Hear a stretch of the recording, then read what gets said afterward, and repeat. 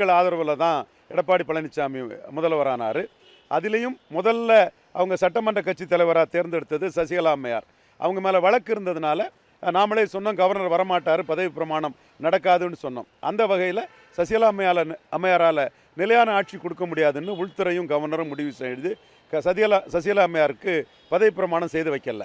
அதற்கு பிறகு சிறை சென்ற சசிகலா அம்மையாரின் நாமினியாக டிடிவி தினகரனின் நாமினியாக அதிமுக எம்எல்ஏக்களின் ஆதரவோடு முதலமைச்சர் ஆனவர் தான் எடப்பாடி பழனிசாமி. எனவே இந்த விஷயத்தில் டிடிவி தினகரன் சொல்கிறது தான் 100க்கு 100 உண்மை. மத்திய அரசு சசிகலாவுக்கு எதிராக இருந்தது. அதற்கு பிறகு எம்எல்ஏக்கள் எடப்பாடி பழனிசாமியை தினகரன் ஆதரவில் தேர்ந்தெடுக்கப்பட்ட பிறகு எதை சொல்லி அதை தடுக்க முடியும்?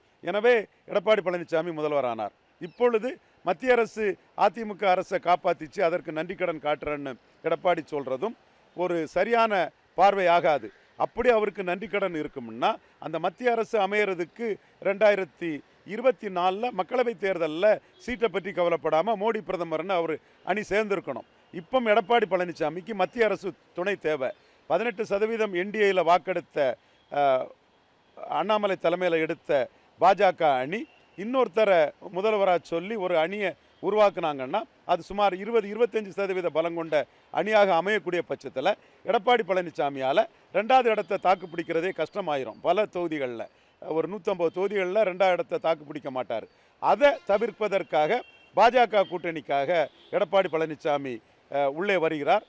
நன்றி அது இதெல்லாம் சொல்கிறது வெறும் வார்த்தை தான். இதில் உண்மைத்தன்மை இருந்ததுன்னா மக்களவை தேர்தலில் அவர் கூட்டணியை முறிச்சிருக்கக்கூடாது.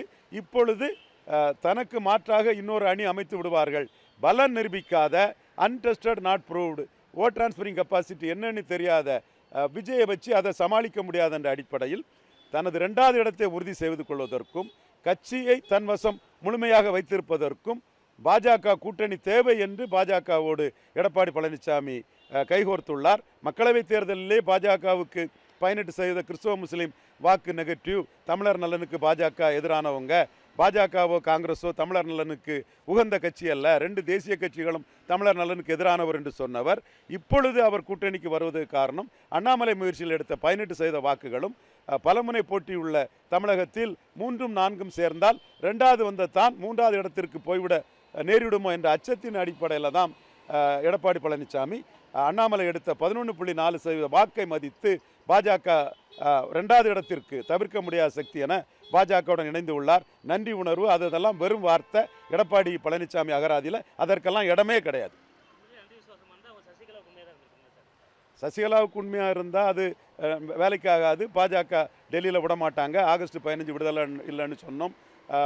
கவர்னர் வரமாட்டாருன்னு சொன்னோம். சசிகலா மோடிஜி இன்க்ளூசிவ் அலையன்ஸில் வர முடியாதுன்னு சொன்னோம். ஆக பதவியை காப்பாற்றுறதுக்கு அவர் பாஜக கூட நெருக்கமாக இருந்தார். இப்பொழுது மக்களவையில் மோடியை டிச் பண்ணதுக்கு master the art of ditching Edappadi இப்போ பாஜக கூட நிற்கிறதுக்கு காரணம் மோடி கடைசி நேரத்தில் இவரை தட்டி விட்டுறக்கூடாதுங்கிற அச்சமும் உள்ளுக்குள்ளே இருக்கிறதுனால 2வது இடத்தை உறுதி செய்வதற்கும் தன் கட்சியை தன்வசம் காப்பாற்றுவதற்கும் பாஜக இப்பொழுது தேவை என சட்டமன்ற தேர்தலில் அவர் கருதுகிறார். இது அவரோட ஃபால்ட் அல்ல, ஃபால். அவர் நன்மைக்காக பாஜகவுடன் நிற்கிறாரே தவிர நன்றி உணர்வு என்பது வெறும் வார்த்தை, பசப்பு வார்த்தை.